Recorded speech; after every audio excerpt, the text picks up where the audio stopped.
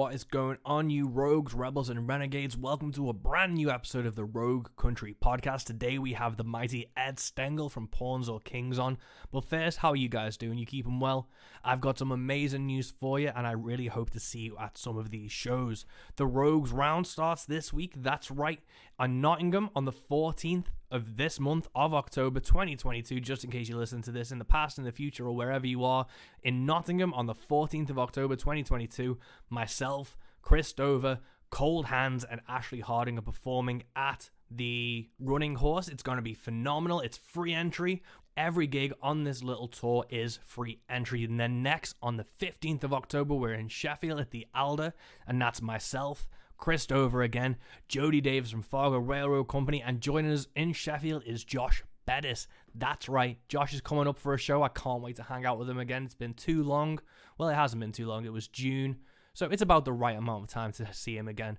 And then the final date on Sunday, the 16th of October, we're in Bradford at the Boar and Fable, and that is just going to be an intimate little evening with myself, Chris Dover, and Jody Davis from Fargo Railroad. These are all free entry gigs, so you have no excuse if you are in Bradford, Nottingham, or Sheffield to come on down. Bring your friends. Let's share some stories and sing some songs. It's going to be brilliant.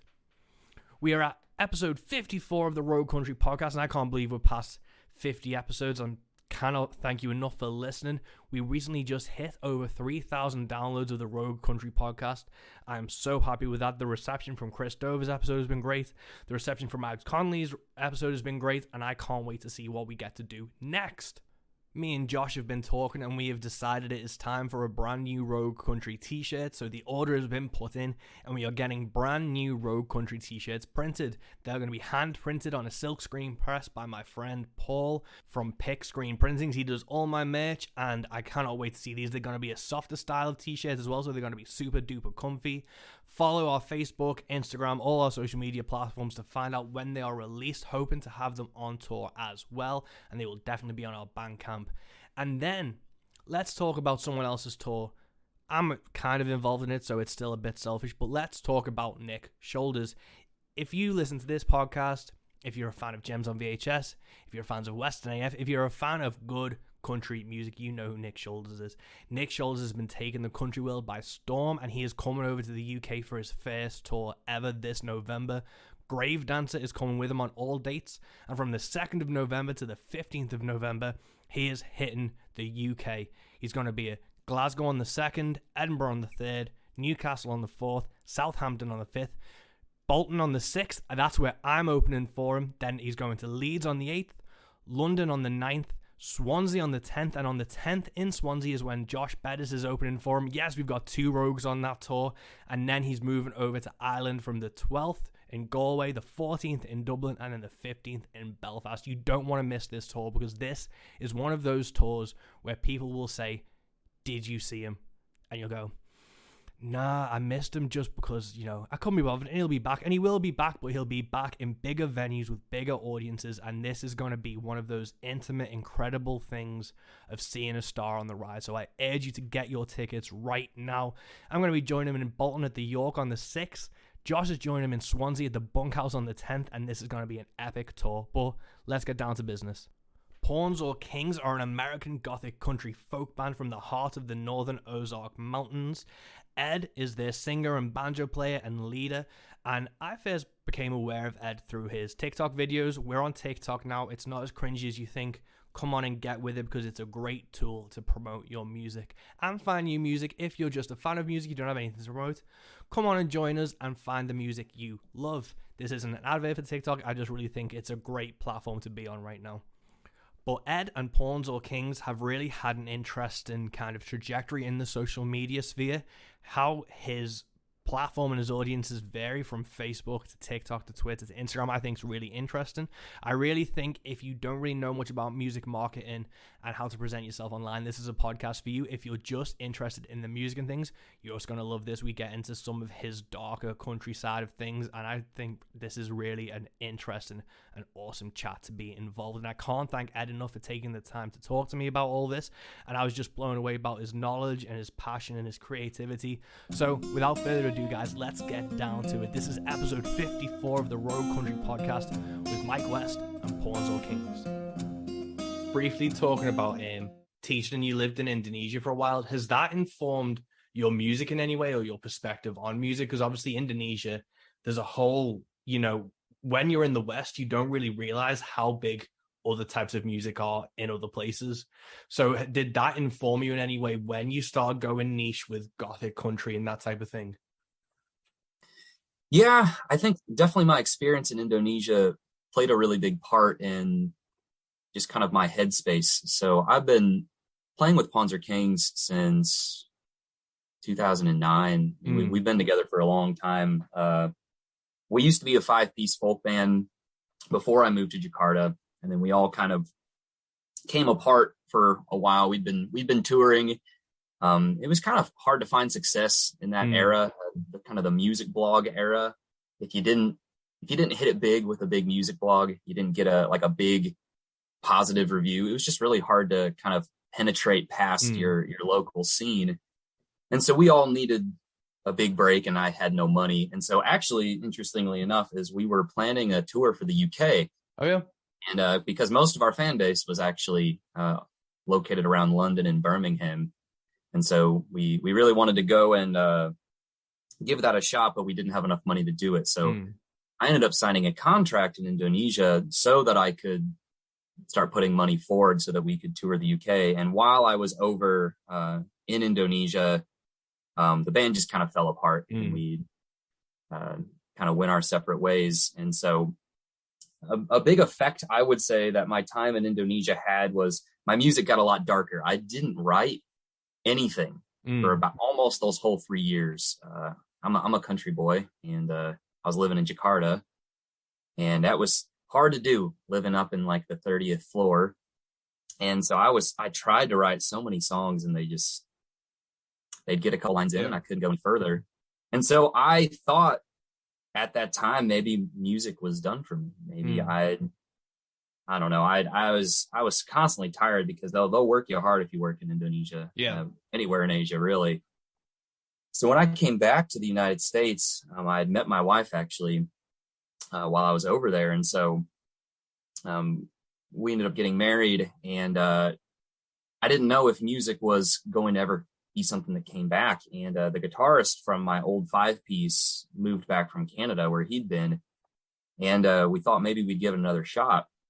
And so we recorded a whole bunch of little songs just in my downstairs for this little country house I bought. And Anymore was the first song we released. And it's a song about thinking that I might be done with music. I mean, the lyrics, it was the first song I'd written in maybe 4 or 5 years.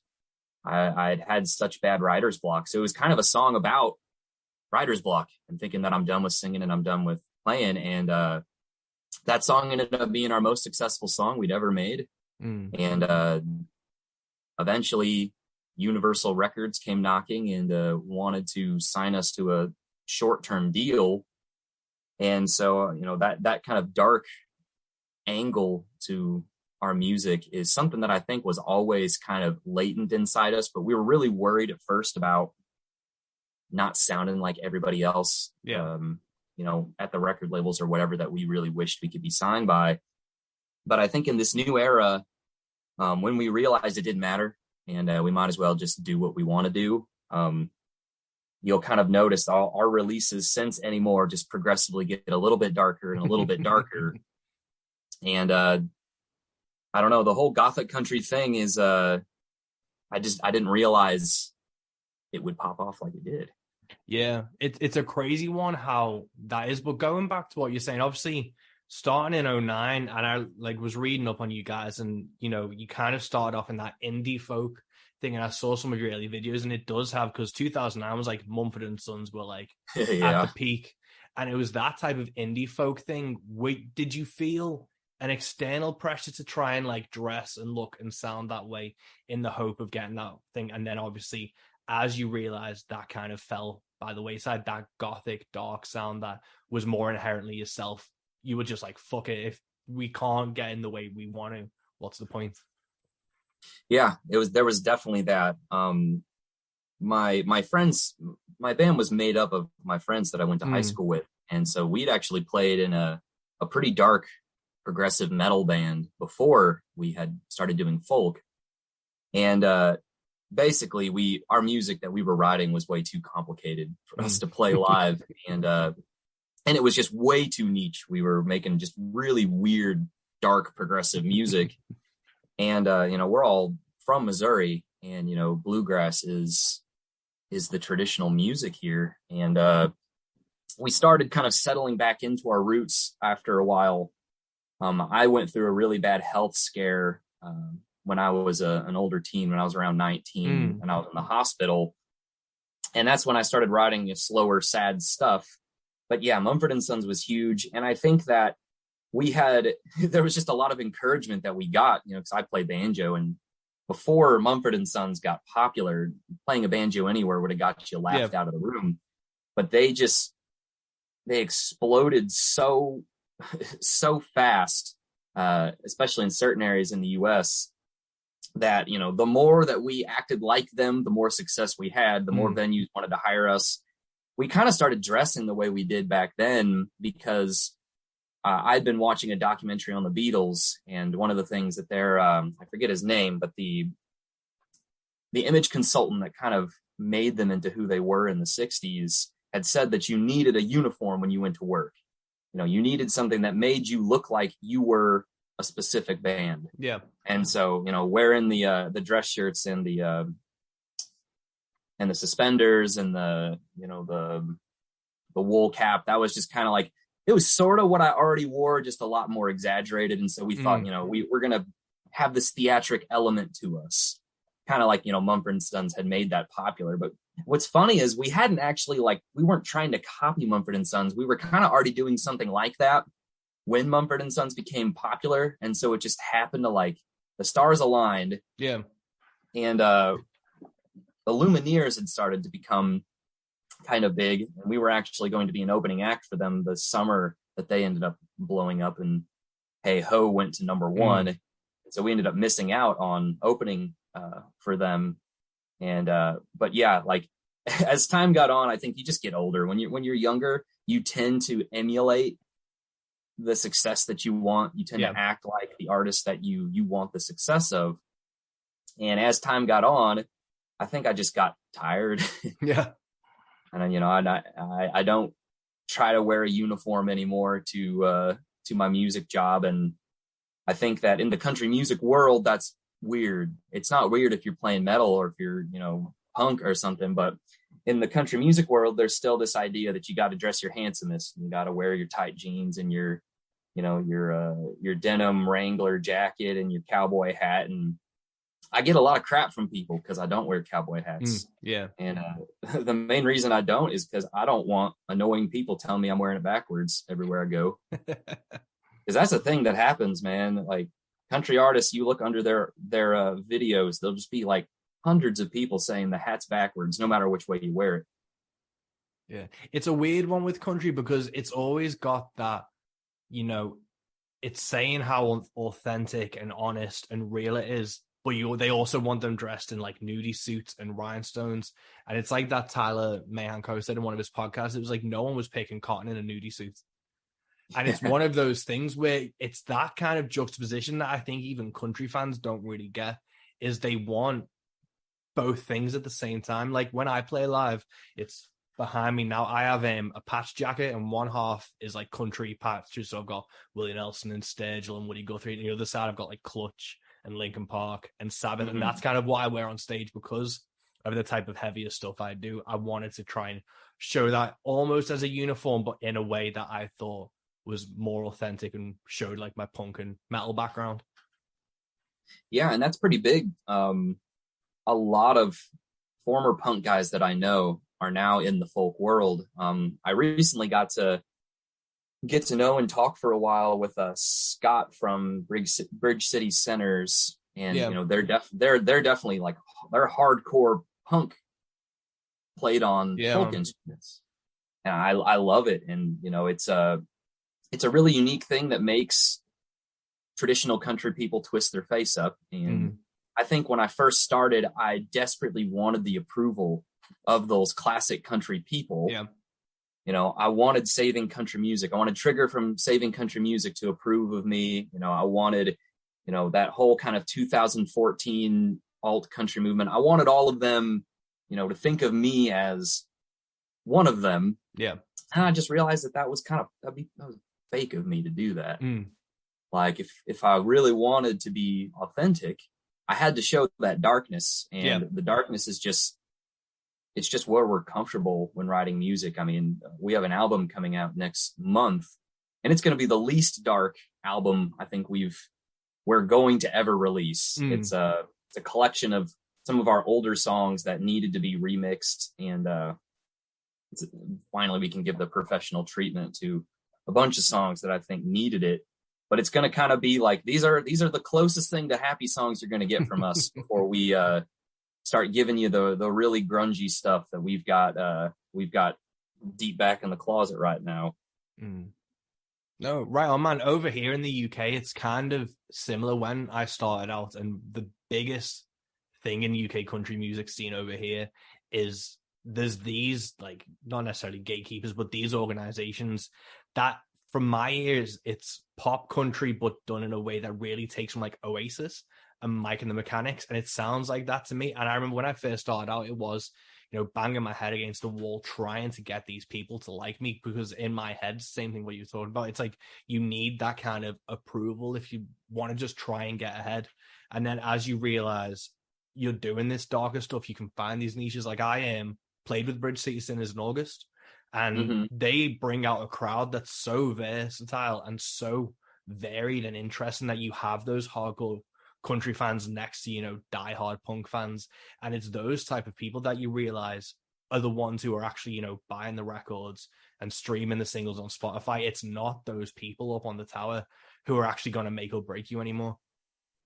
Yeah. And it was a great revelation to realize that we just didn't need a record deal anymore. Like, even 10 years ago, like, making it as an indie was almost impossible. You at least needed an indie label to push you, because, you know, you had bands like Fleet Foxes or whatever who, you know, were on Sub Pop, but still Sub Pop had a lot of resources, and they got bought out by, I think it was Atlantic. And so even the indies were normally owned by a major label. And after our experience with Universal, with just a 1-song deal, we did a 50-50. I got to have a lot of really cool one-on-one sessions with my handler, essentially, from Universal, and he was from Universal Amsterdam, and he just taught me a ton about, you know, what their research was showing of where the music industry was going. And he was just straight out with me, and he's like, you can do this stuff on your own. He's like, you know, my goal here isn't to like grab your music and, you know, do the old classical thing where I tell you what to do and then you record it. He's like, what I really want to do is I want to see, you know, what you can become. And I want to see you running everything yourself, you know, if you can. And he's like, and with me, if you need some money, I want to be able to give you some money. And then, you know, we can go 50-50 like a business venture. And, you know, that's where you have artists like Tyler Childers or Zach Bryan or even Cody Johnson. All of them have got those types of deals where they're in the driver's seat and the record label just offers them some money, like a loan, really, and gives them their resources, you know, to all the cool studios and backing musicians and whatever. But you can do it yourself. And there's a lot of weirdos out there who want weirdo music. Thank God for us, right? And so, you know, just meeting somebody like the Bridge City Sinners or in Tejon Street Corner Street Thieves, who are all kind of, you know, they've made a name for themselves in these really niche areas. But social media has shown us that there's a lot more people who are interested in unique stuff. And kind of, as you were saying with the gatekeepers in country, is country music, more than any other genre, is kind of stuck in the past in a lot of ways. Even the pop country, the way that they do the way they do their music, the way they do their business, they're so slow to adapt to the way that the industry is moving. And so, you know, social media is something that most country artists, even the really famous ones, are still really struggling with, because most of their audience are older people who still listen to FM radio. And it used to be in country music, you had to make top 40 radio or you were nobody. I don't even register my songs for the charts because I don't care. Same. Yeah. I don't even care about the Americana charts because the Americana movement has kind of come and gone as well. Now it's a bit of a free for all. I feel like a lot of different artists have just kind of made alliances with each other. Now we're just like, we don't have to be competition. We can all be friends. Back in the old record deal days, we were always fighting over, release times and who was going to cut into each other's release. But now we're having fun. And, and I love it. I love how, I've had all sorts of musicians that I love reach out to me just saying, hey, let's just talk. Let's talk and become friends. Oh, I love that. No, totally, man. That's the best and purest thing that it should be. And that's the best thing about social media is, like we get to connect online from like halfway across the world. You get to reach out to people and reach folks that you wouldn't have ever dreamt of doing even 5-10 years ago. Well, and I always remember folks were telling me like, I still get this sometimes in my comments because I love making videos about history of country music scenes in other countries outside the United States. Because a lot of folks in the United States have no idea that there are, country scenes all over Europe and in Australia and, especially in places like Germany, places that you wouldn't expect, or in Brazil. Yeah, the one you did on Sweden recently was really cool. Yeah, that's one of my old TikTok videos. I'm slowly moving a lot of my TikTok material over onto Instagram. I've kind of recognized that Instagram may be where my audience is a little bit stronger because, I got 220,000 followers on TikTok, but TikTok's a fickle beast. The folks who watch videos on TikTok are a lot more passive than the folks who watch videos on Instagram.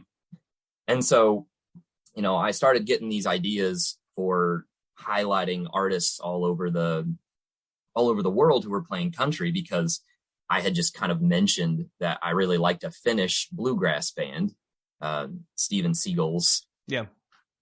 And a lot of people were like, oh, there's no country music in Finland. And then there's Finnish people who were like, there's no bluegrass musicians in Finland. And I'm like, no, I know there are because they just submitted one of their songs to me for my playlist and I loved it. And then, in Australia, it has a huge country scene. And I know that in the UK, country music has always been right there under the radar in Ireland as well, because I know Garth Brooks cleans up when he goes to the UK. Yeah, man. And he could play Wembley if he wanted to, and they'd probably sell it out. But of course, tons of people in the UK say, oh, no, man, no way. I'm from London and I've never heard any country music. And I'm like, of course you haven't.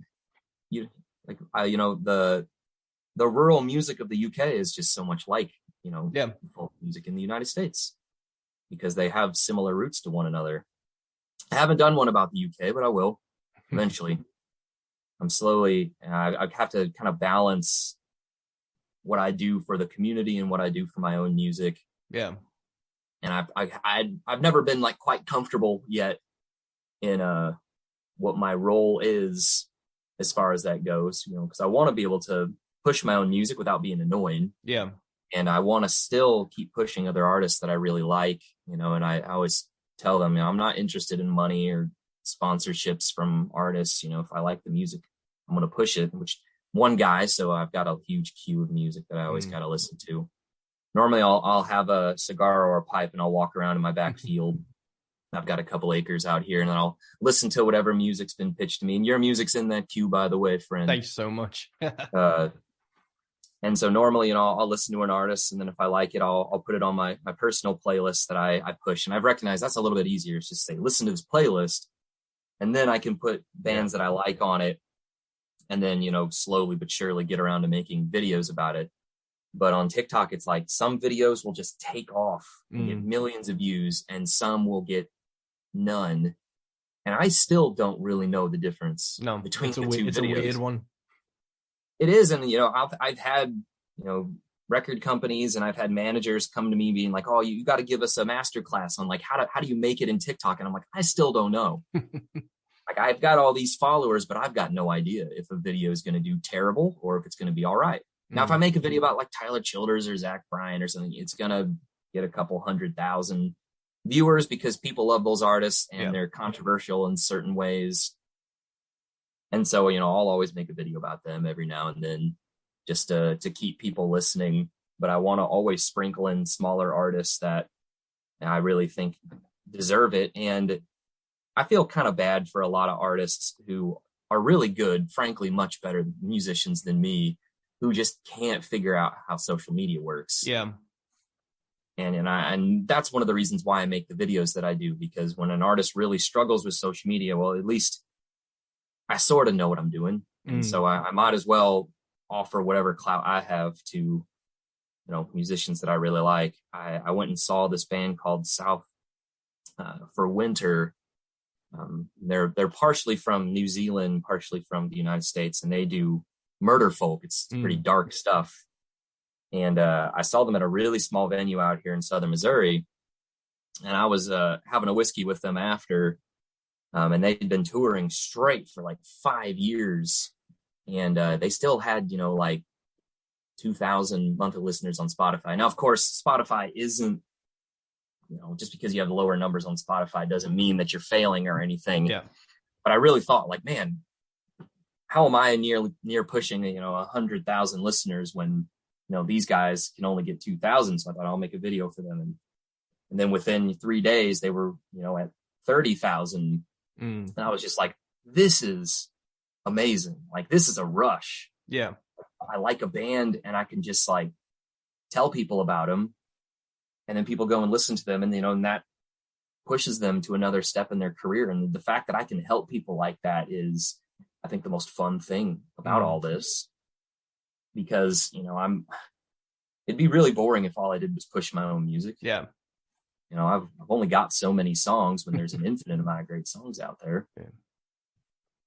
And it's been a weird one because, I don't know, some people kind of have come to see me as something of a leader in this whatever, I don't know, this online scene of independent country artists. And I've had a couple people just be like, why do you deserve this? Why do you get all these people listening to you? And I'm just like, I don't. Yeah. That's the thing. I'm just a guy talking in my barn most of the time. Yeah. It's a weird one with this kind of thing though, because I get what you're saying. Like with this podcast, me and my friend Josh, we set up Rogue Country to try and promote like UK and the international artists, and it is like we try to keep our music out of it, but at the same time, you still want to push your music. That's still one of the focuses for you, and it's trying to find that balance. But having people be like, well, how come you get to do that and I don't? It's like, because I fucking work for them, and you put the time and you make those videos and you reach those people and you're trying something. And that's, I don't know if you have this kind of thought process, but when we want to help someone or push someone or we write bios and things, we want to see that person doing it as well. They may not be as adept or like amazing at social media as you want them to be, or even, but if they're trying, you feel like you want to push them a bit more, instead of if they post like every 3 months and it's just like a really poor live clip. It's, you want to be seeing them putting the same energy and effort. And even if they aren't getting as far as they should be, you want to see them clawing their way through it, because then you want to support them. And it's not just the music, it's their whole like attitude and adventure to it. Yeah. The one thing that really puts me off is when I talk to indie artists and they complain about how much it sucks to be alive today, and they wish they had been playing music 20 years ago, and it sucks so bad that they have to make TikToks and Instagrams in order for people to listen to them, and they act like they're too good for it. And I'm like, why do you think you're going to find sympathy with me? Like, you're acting like you're too good for this. Like, I'm not too good for this. I'm doing this every day. Like, this is a gift that you're not taking. Yeah. 20 years ago, you would have no traction anywhere, nowhere, no how. Yeah. If they wanted to go back like even like 50 years and they want to go up against, George Jones, Loretta Lynn, Johnny Cash releasing singles, and they think they're going to reach that level, do you really think you wouldn't have it better right now, where you can just reach as many people as you can? Right. And in that era, you had to sell a bit of your soul if you wanted anybody to hear you. You couldn't just release something. You'd have to have a record deal. The way you get a record deal is by playing live for years until you get the reputation of being the band of your music scene. And then maybe a record label scout comes out and watches you live, asks you to come and cut a demo with them. And if they like the demo, maybe they'll want to sign you to a deal where they get most of the money from what you make anyways. And that's a very long, arduous process. And most people don't get that opportunity at all. Whereas today, the record labels are chasing. They're not the ones star making anymore. I mean, even since I started making videos 2 years ago, it's changed. Because I made a video that got a couple million views when I just first blew up by pure chance on TikTok. I'd been trying. I'd posted 50 videos that failed miserably, couldn't even get above 100 views. And it was humiliating, but I was doing it because Universal told me I had to. They said, you just keep doing this, and eventually if you be yourself, something's going to happen. And the thing is you kind of have to figure out who you are. Yeah. And so I was just feeling old and out of date, and then I just kind of had it. I'd ran out of my budget from Universal, and I hadn't really gone anywhere with it. And so I just made a video ranting about the state of country music and how frustrated I was. And I was just like, I meet so many people who tell me they hate country music. So many people who say, I love every genre but country music. I'm like, one, you're a liar. You're not listening to grindcore. But two, I kept thinking, I don't think a lot of these people really hate country music. I think that they hate the extremely pop derivative stuff that they hear on Top 40 radio, which just sounds like other pop music. Yeah. I mean, I was in a store a couple days ago, and they were playing a song that was a couple years old, but I don't really keep up with pop country, so I don't hear a lot of the big hits. A song that had been on the charts for 50 weeks straight. It Was Meant to Be by BB whatever, featuring Florida Georgia Line. Had never heard it. And I was hearing it in this store, and all the people around me were singing along to it. And it was wretched. Like it's just the same chorus over and over with heavy auto tune, and, everything in the back was like a hip hop beat. Like nothing about that was country. It's not that, I didn't like it. It's not like it's objectively a terrible song. It just wasn't country at all. And, I'm listening to this, and I'm just thinking, like, I now live in an industry where I don't have to listen to that. I don't have to sound like that at all. And I'm betting a lot of people who hear this and think it sucks, if they listen to Culture Wall or Tyler Childers or Cody Jinks, or kind of like the harbingers of a new era of country that kind of came in 2016, like, I bet they'd love it. Yeah. Because that's what happened to me. I mean, I grew up listening to country. My dad played Alan Jackson every second of the day in the car. My mom played Shania Twain. And I had rejected it, and I was a metalhead. I didn't want anything to do with it. And my friend in my band started sending me Billy Strings videos, which I loved. And I was just like, man, this is great, but that's bluegrass. It's not country. And then he sent me Coulter Wall's 17 Brewery videos where he's singing, his early EP stuff. Yeah. And I just remember thinking, like, that's my kind of music. Like, that's the stuff I've been writing but not recording because I think that nobody wants it. Yeah. And now here we are. Coulter Wall's huge. I mean, as huge as he wants to be, I guess. He could be way bigger, but he doesn't want to be any bigger. And I totally get that. And, so I realized the place where we were going to find our fans wasn't in those legacy country fans who gatekeep so hard. It wasn't going to be with Saving Country Music. As much as I love Trigger, he was never going to listen to my music. He became too important. But all those folks who I know would like country music if they gave it a chance, if I gave them the right artists. And that's what started the unique thing about my channels is I'm aiming at non-country fans and I'm trying to convert them into country fans. And that was a huge untapped population, I guess. I didn't think that I was the first person to do it, but apparently for a lot of people, they thought I was.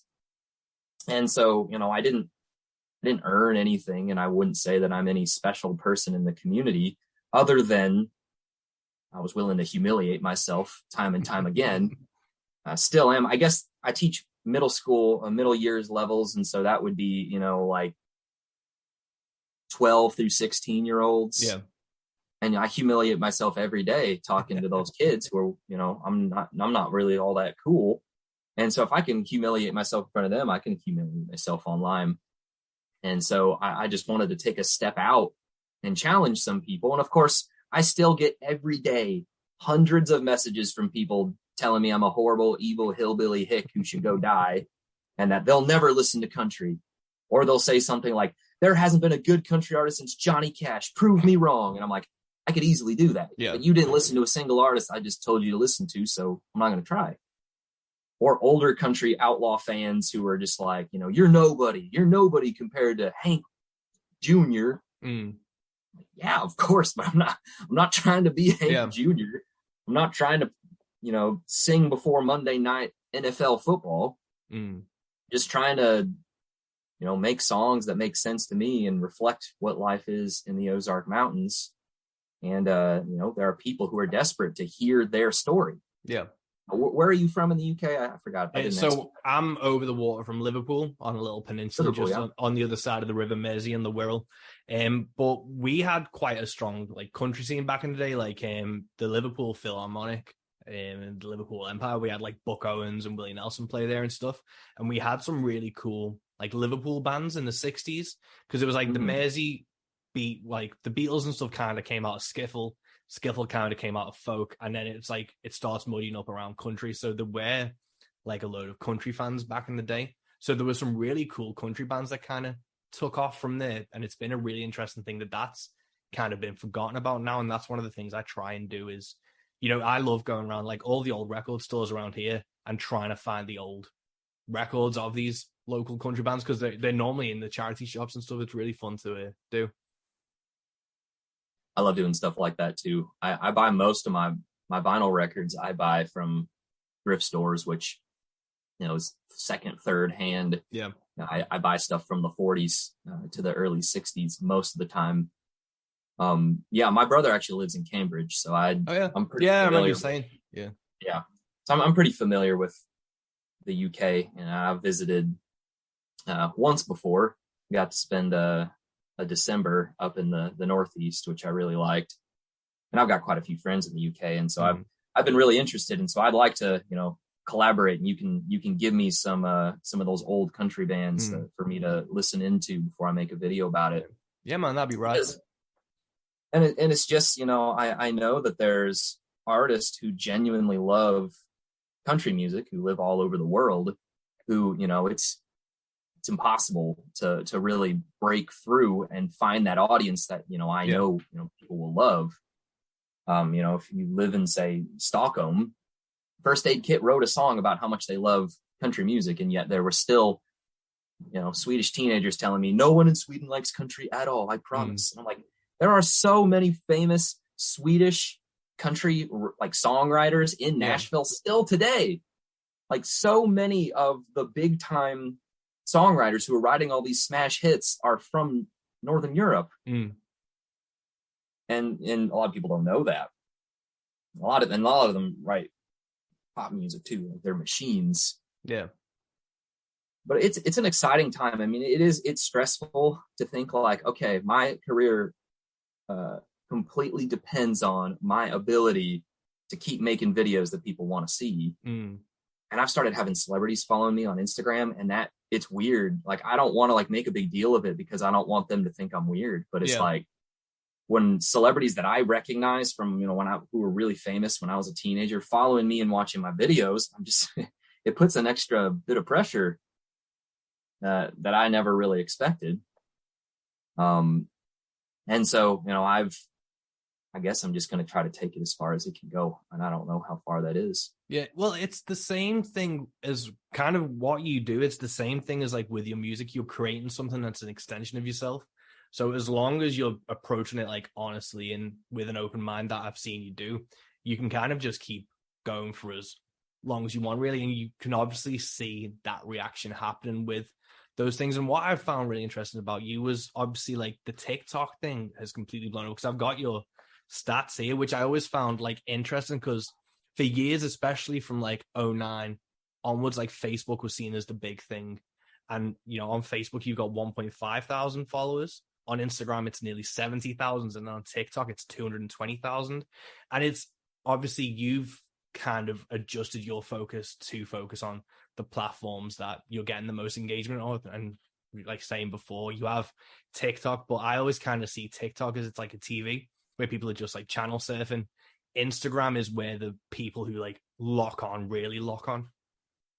And it's funny because it wasn't that way even a year ago. Like even a year ago, Instagram was almost a dead platform. Yeah.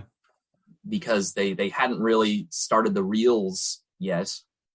And people on Instagram were going to scroll and they were, you know, TikTok. The big thing about TikTok is that the volume's on.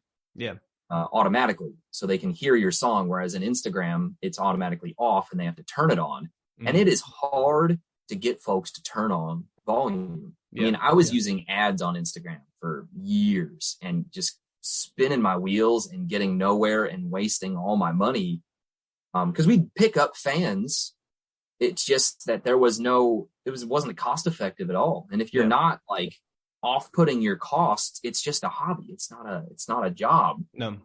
And, you know, my wife was starting to get upset with me because I kept pumping all my money that I was making on my side jobs into music and it wasn't going anywhere. And she had a very serious talk with me a couple years ago. Like, I don't know, maybe you should be just considering that maybe this just isn't going anywhere. Was that in the sense of the costs going towards the music production and stuff, or was it the ads and the kind of getting your music out there in terms of like the PR side of things? It was the ads and the PR, which was draining. And I had to ask myself, is this worth it if, you know, I'm going to just constantly be in the red every year, you know, pushing Instagram ads when I'm against, you know, hundreds of thousands of other artists who are vying for that spot and vying for the ear of whoever it is we're targeting. And I kind of just stopped doing it because I couldn't afford it. Yeah. I started accepting submissions through SubmitHub. I started working for SubmitHub because I needed money to keep pushing my own music. And so this is kind of funny. I started my playlists originally just because I needed the money from SubmitHub. And I thought, you know, I could meet some other artists through this. This would be fun. And I met a lot of the other playlist owners and the writers for the blogs that are on SubmitHub. And I kind of became friends with them. And then I decided I didn't want to do that. You had SubmitHub and you were using that because obviously you have like the Folk Collective. How did you grow your Spotify playlists and creating that kind of thing? Was that through SubmitHub primarily? So in order to get onto SubmitHub, I had to build my playlist first. And so I kind of like was desperately searching around. I did a ton of research on Instagram for bands that were starting to make a little bit of a name for themselves. One of them, some great guys from the UK, the band's called Stables, and they're an indie folk. Yeah. And so I connected with Stables and other bands kind of like them who were kind of on the up, and just started making friends with them, adding their music to my playlists. And as I did that, they kind of pushed my playlist to some of their fans. And so slowly, that's kind of how I managed to build up my playlist to the point that SubmitHub would accept me, you know, in the lowest ring or the lowest tier that they do.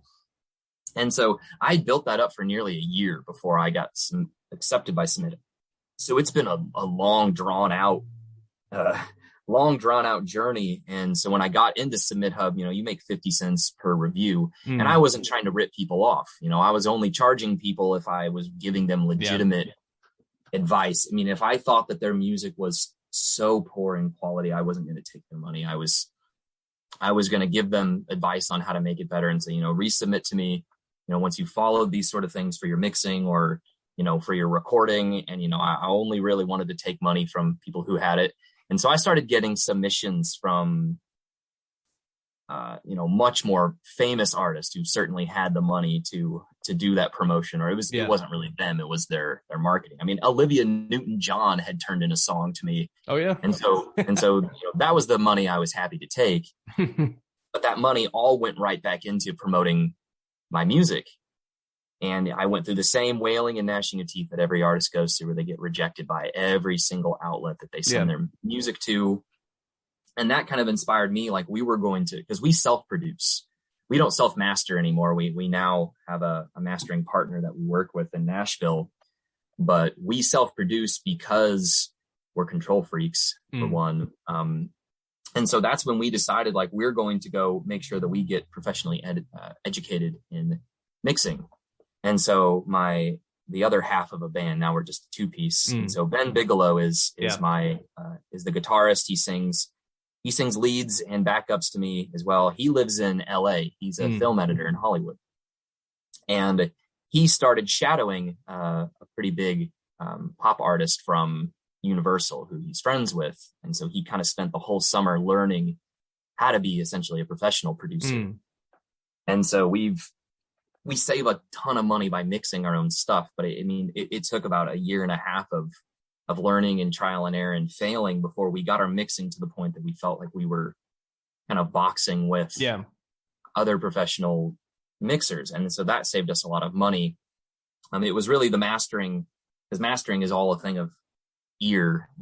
Those experts have ears that are, superhuman. And so we realized, like, we could make a song loud, but to give it the nuance of dynamic that we really wanted, we needed to get a professional in. And so I went with Bobby from 1979 Studios, and she worked with the Lumineers' latest album, and I liked that album, and I thought that she could work with us, and it's been going really, really well.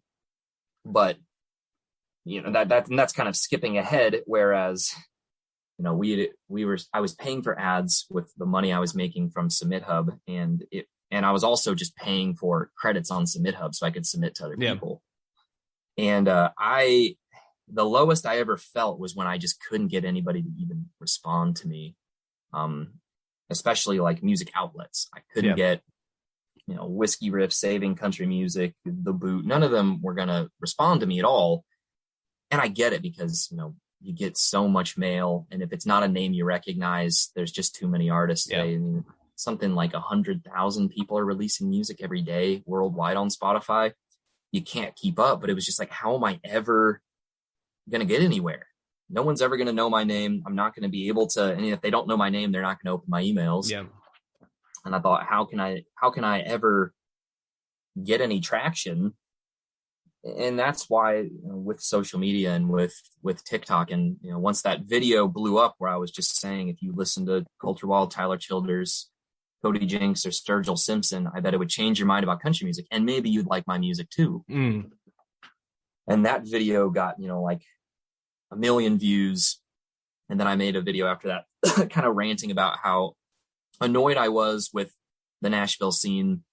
I had a digital meetup with an Interscope talent scout, and I'd showed them my music, and I moved heaven and earth to try to get this interview. And all it took was 5 minutes. They listened to it, and they're like, yeah, sorry, not for us. And just boom, done. And I just thought, the old way is dead. Like, I can't get anywhere the old way. I gotta figure out something new. And the one thing that I do have is persistence. I work at, I put aside maybe 2 hours every day in which I'm working on the social media and the music, something with the music side, because I love it, for one, and it kind of balances out my work day. And I realized there were a lot of people. I mean, there, 10,000 plus comments on that original video. And then I remade the video, and then it got another, 500,000 comments. And it was all people mostly saying, like, wow, like, you were right. Like, I thought I hated country music, but I gave you a shot. And these were, Black people, white people, Mexican, Asian, like, these weren't stereotypical, white country people. And I kind of had this thought, like, I might be onto something. Like, moving past all the stereotypes of country music, like, I'm trying to write music that everybody can relate to. The darkness in my music is not edginess. This isn't Slipknot. I'm not trying to like be brutal or edgy, you know, and I thought, you know, I like Slipknot, but I was never going to be someone like them. And instead I wanted a much like quieter kind of dark sound that reflects this feeling that everyone's had where, you know, something happens and you don't know if you're going to get out of it. And I will always remember when one day I looked in my bank and just had no idea that I had less than $0 in the bank and all my bills were still due. And I just remember that feeling. And I was like, I need to hold on to that feeling forever, you know, and be able to inject that into my music of like, you know, how am I going to live for the next day? You know, kind of put this fight into my music that it's like, I don't know how I'm going to live tomorrow, but I'm going to. And you know, that's kind of been the drive behind everything. My social media and my music is if people aren't going to let you in, you got to go build something else and then make it so great that everybody will want to come to the place you're building. And so, you know, and I'm not going to gatekeep people, you know, it's not really, you know, some people have this vision of like, oh, there's no gatekeepers in this community. So, you know, any old person's going to be able to get their music, you know, advertised or whatnot. And I'm like, no, some people just aren't all that good. Though I personally believe everybody can get better. Yeah. The only people that aren't going to get better are the people who don't want to. Yeah. And those people, I get messages from them all the time. Like, you want real country music? You should listen to me. And I'm like, that's kind of cringy. Like, you know, there's a better way to approach that. One guy pretended to be, I think it was John Prine's grandson. Fucking hell. He had like, he was like, why are you talking about Outlaw when you could have, he's like, you didn't even ask the permission of John Prine's grandson if you could start calling yourself Outlaw. And he was like, hint, hint, he's right here. And I'm like, what? Even if you were John Prine's grandson, why would I have to ask you permission to start talking about outlaw country? Because I was talking about, you know, the history of country music. But I'm buddies with John Paycheck. John B. Paycheck is a Johnny Paycheck's son. And he's one of my buddies, and he's actually in connection to a lot of the sons of those original outlaws and Shooter Jennings and he hangs out with him a lot. And so I was like, do you know this kid at all? And he's like, no. He's like, I just talked to John Prine's daughter. She has no clue who that guy is. And I could have probably made a video that got millions of views if I just hammered him for lying to me. But I wasn't going to do that because that gives them attention still in a way that they could still slightly benefit from it. It could. And also, though, people are vicious, man. And I'm not trying to like, I've had the mob attacking me, you know, not for political things, just for any little thing. Yeah. You know, and I've had a lot of people be very mean to me online, and I've slowly started to figure out how to deal with it better.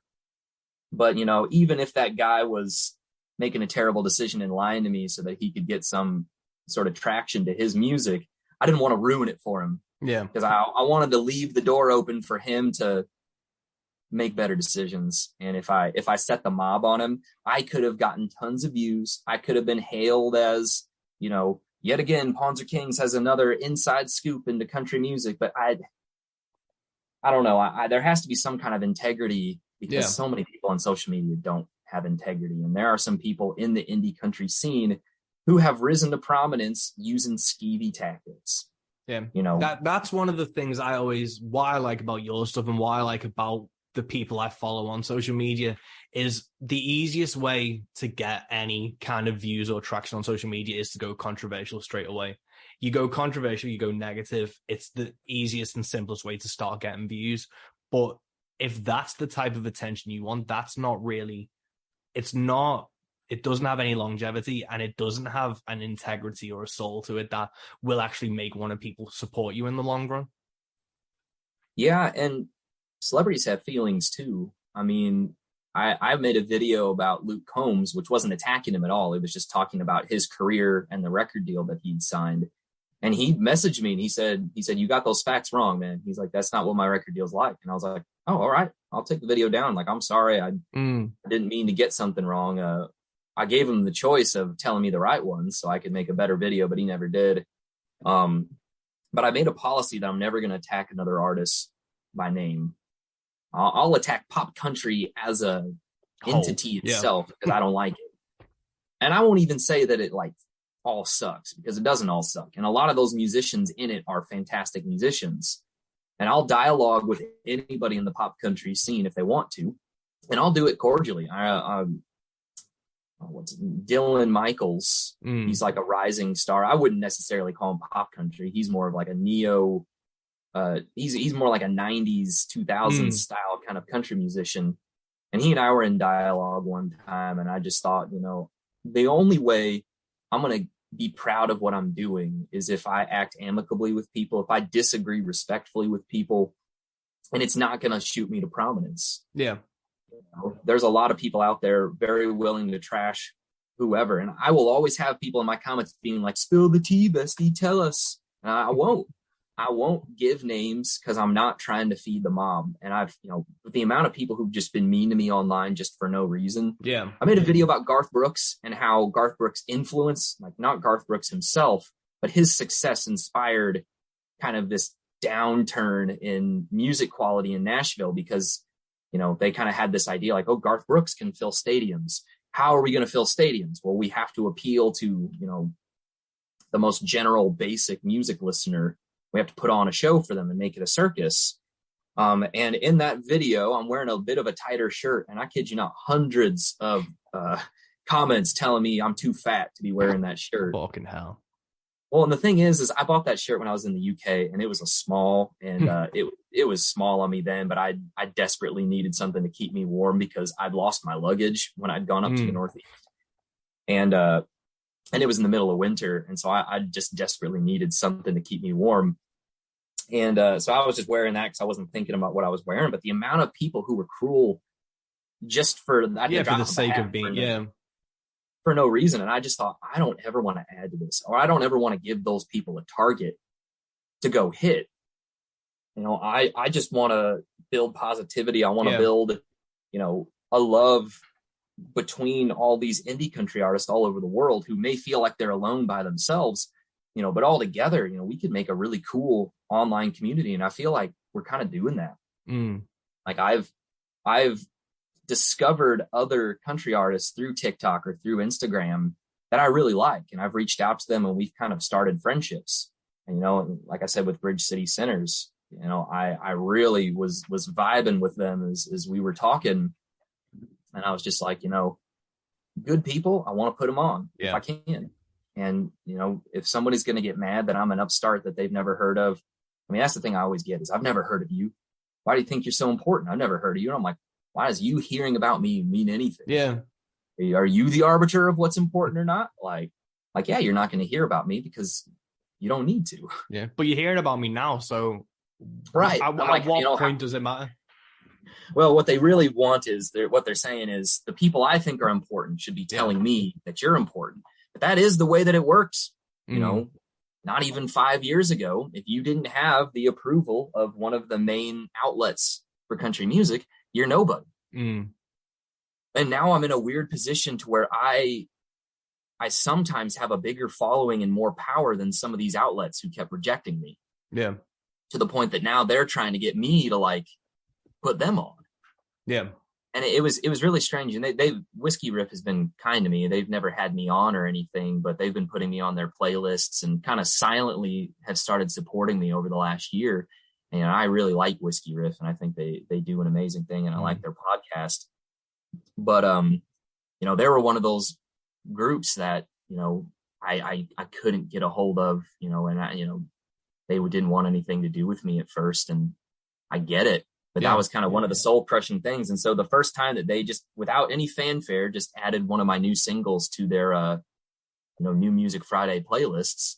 And I just thought like, wow, like this has gotten out of hand, but it's gotten big enough to where, these outlets that I respect so much are like starting to come to me for their information.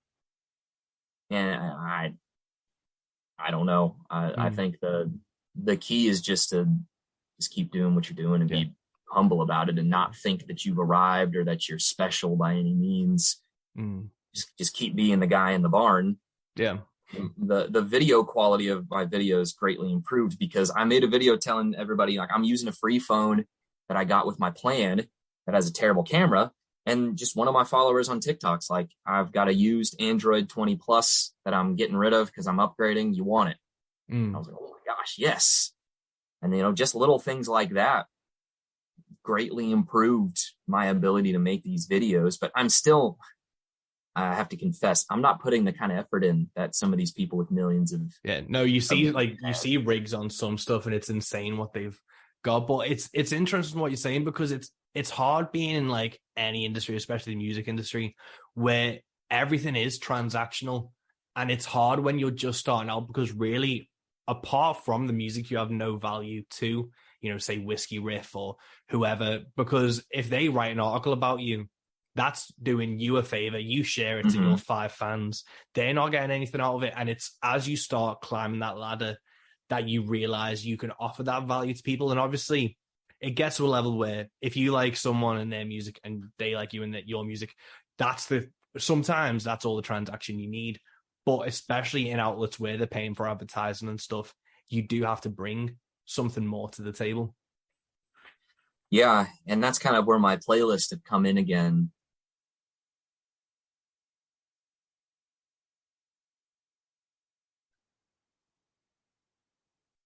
Amazing taste.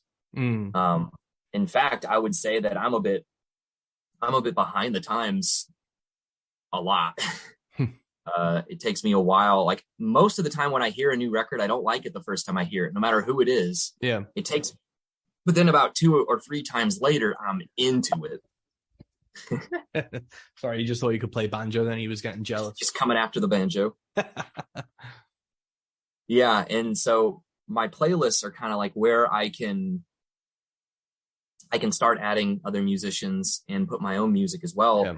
The thing with the playlists is that also subtly starts telling the algorithm of Spotify and Apple Music and whatnot, like who you're like and who's like you.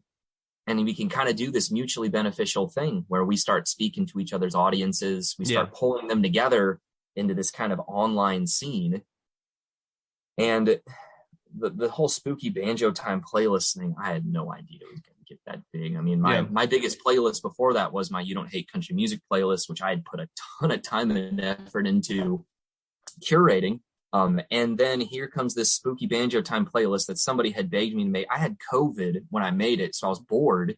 I was actually in Costa Rica on a vacation that I had gotten COVID on. So I had to just sit inside this, I was on this hammock at this Airbnb, and I was like, all right, fine. People keep begging me to make some gothic country playlist. I'll do it. I didn't want to because making playlists takes a long time. Yeah. So I just started throwing together artists, like ones that I could think of, looking up related artists, and I started throwing them on. And then as I did it, I just like, oh, this is what's cool about gothic is it's kind of an aesthetic more than just a genre. So I can start throwing, indie folk people. I can throw country. I can throw bluegrass, who fit this kind of like, autumn, dark, folky sound. So, I can have a playlist that has Bridge City Sinners and Jack White on it. Yeah. And it has near 62,000 followers now. That's more than a lot of Spotify's editorial playlists get. And it boomed in like 3 weeks. It went from 0 to that.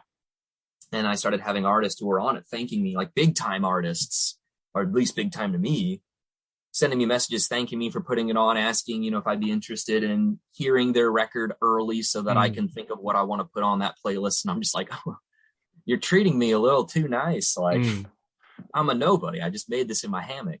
The amount of effort I'm putting into my videos, like I put effort into it, but I don't have a $10,000 rig. I'm not making tons of money off of it. A lot of people have been like, you have 220,000 followers. You don't know what it's like. You're making all that money. I'm like, what money? Yeah. I make no money.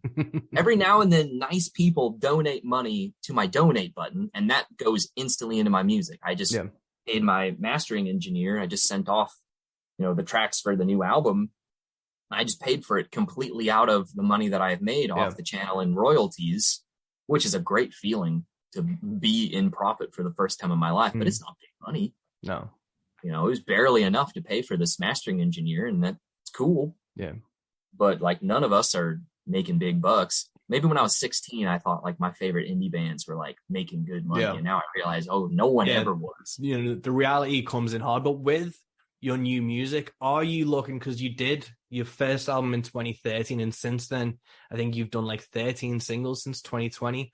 With the new record, are you looking at releasing it differently for different platforms? Like what I've kind of taken the approach for is Bandcamp is where the full album goes if people want to buy physical, all that stuff. And then Spotify, it's kind of just singles and singles and singles to play into that algorithm. Is that how you're going to be approaching your album release? Or so interestingly enough, our first album actually came out in 2010. We re-released it in 2013 when we'd started working with a promoter, and we had re-released it for that reason. But even that first album was very rudimentally recorded in our basement. And that's an album that I would love to remaster, but we've lost all the original master files to it, which is a big shame. And we released another album in 2016, but I took it down because its production was hell. The band was falling apart. We were breaking up essentially, but trying to finish this record before we did. And so the quality was bad, and people were high when they were recording because I was just trying to get them on the track.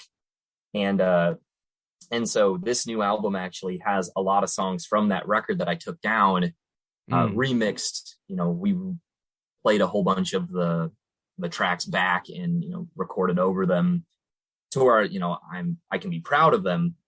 I think I had been releasing singles, and I think that at least for the next 3 releases, it's going to be albums. Yeah. It's going to be small albums. It's not going to be Zach Bryan 34 song albums, because I can't afford to master 34 songs all at once. Basically, it's like, it's release an album, use the royalties that I get from, you know, as the music starts to pick up, and then use those royalties to pay for the next one. And the reason I'm doing that is because I've realized that a lot of my followers specifically, they like to listen to albums, or, you know, they listen to playlists, but they love to put on an album while they're driving or while they're working outside or something. And they like to have one song after another. Yeah. Because when I was just focusing on singles, people would listen to a song on their playlists, which they do passively. Yeah. They passively listen. They don't interact with it all that much. They might like it, but the amount of times they have to hear your song before they're like, all right, I want to check them out and look up more is a lot. I mean, I remember I took a marketing class, a music marketing class for free online, just so I could learn about how that psychology works. And it's normally 3 or 4 times before they're ready to actually check you out. Whereas I've built enough of a following who wants to listen to my music that I figured, you know, I should give them an album of cohesive songs that fit together. It's also fun to do it that way.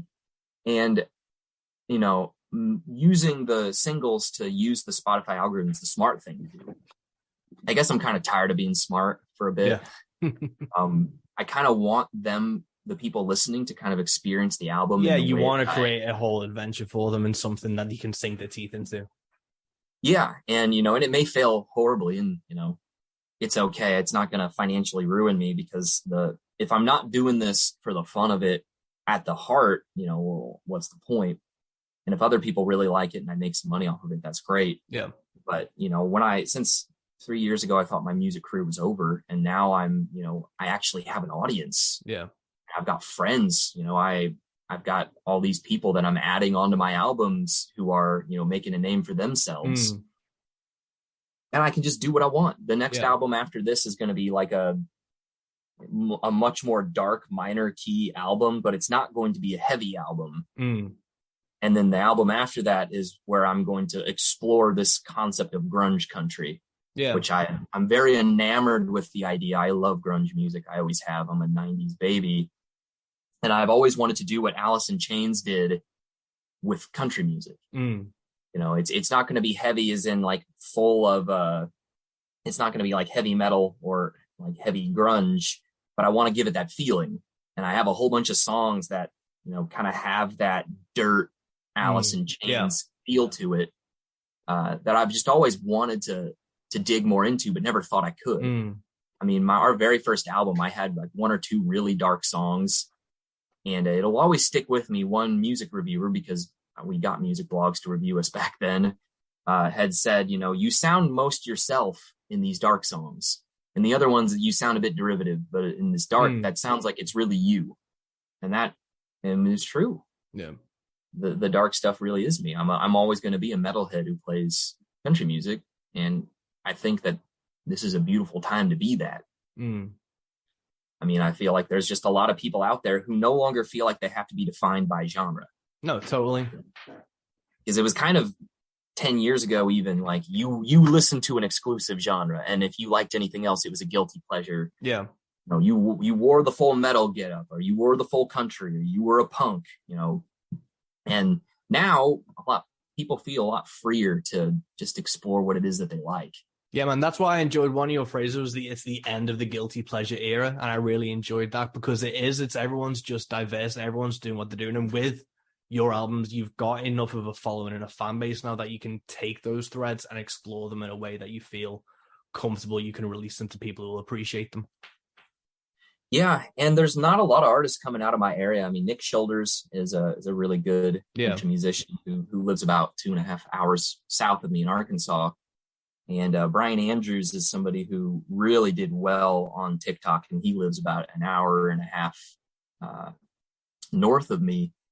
And I kind of just wanted to see like what sort of unique reflection of the place that I live could I record, because country music used to be, you did the Nashville sound, and there's still so many young artists who copy the Nashville sound. I mean, I played a gig with John D. Hale a couple months ago, and we had some really young local country artists opening up, and they had all these songs that they were singing about their dream of moving to Nashville, and how one day all their friends from high school are going to be in an arena listening to their songs. And I just, it's cute and endearing, but I kind of also just think like, I don't want that for you. Like, yeah, you've got to find your own voice and path to it.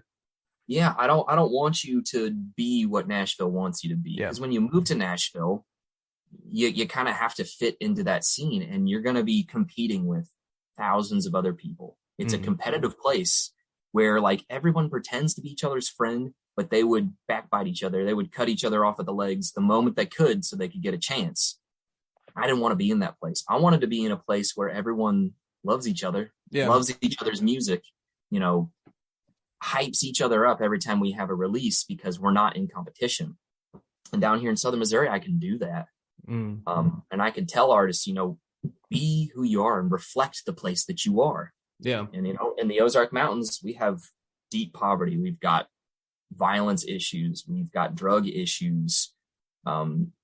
A lot of folks are living like it's 100 years ago out in the mountains. And I wanted to make music for those people, make them feel seen. Yeah. You know, kind of make little mini documentaries in my own songs. Ozark Gothic was like, it was me driving through the Boston Mountain Range, which is just about 1 hour south of me, and just the people that you meet in those areas who, you know, they live deep. They hardly see anybody. A lot of them are missing teeth because they don't have the money for good dental. Some of them hardly speak English. Some of them are immigrants, 3 generations long, who still never learned English. There are people who still speak like Scottish brogue deep in the mountains down here. And they never really adapted to American English, and you can hardly understand what they say. You know, they still sing those old Celtic songs. And I just wanted to make something that sounded like them, that you could see their face when you heard that music. And I can't do that with Red Cup pickup truck. I was told by a songwriting scout in Nashville that Nashville wants party songs, feel good music. And she wasn't saying that sarcastically. She was saying, you need to write feel good songs about partying. That's what Nashville wants. That's what the major labels want. And she said, don't fake it. If you don't live that life, if you're not a hard partier, don't write those songs, because they're not reflective of you. No, and they'll know that it's fake. And I was like, so you're just telling me that there's no hope for me then, because I'm not a hard partier, never will be, and that my style of music isn't going to make it in Nashville. And she said, no, And she was right. And thank God. I don't think that's the sort of place where a lot of us can thrive. A lot of us thrive in our home areas when we're, you're proud of the Liverpool, old country sound and trying to incorporate that into all your other influences. And we're in a really unique place in music history, I suppose, where you can kind of start building a scene around yourself and what you're interested in. And, you kind of build those fans really grassroots. I mean, that's why everyone loves Zach Bryan so much. Yeah. Zach Bryan's fans will kill you on the spot if you say something bad about him, because they've been with him since, he uploaded a terrible quality video of him playing guitar on his back porch when he was on leave from the Navy on YouTube. Yeah, it's all about just like that journey and like sticking with them and having, that experience and history and background that people want to just root for you. Yeah, and now he's huge. Now he's even playing on country radio. We had a song play on country radio. We had a country radio station. I forget where. I feel really bad now. I should remember this. But we had a country radio station. I found out 2 months ago that I got a call, and they were just like, "Yeah, you were playing on country radio down in this town," and I just on FM radio. Yeah, like, yeah, nice. You were playing on their morning country show, and that's insane. Yeah, no, that's such. It shows just like the complete kind of like full circle of it. And I think that might be a great place to end this, because it just shows how far you've come and how much everything kind of is embraced. It's a really cool thing to see. Well, yeah, and I would hope that you all and everyone else who's kind of followed along with me and given me any sort of support, like, you all know that you're a part of it too. Like, it's not just me, it's all of us who we're all doing our little part to just show people that there's a bit of a better way, to let artists know that they don't have to give it all up if they want to do what they love. And we can help each other just get a little better. It's always good to have friends. Yeah, man. That's all we can do.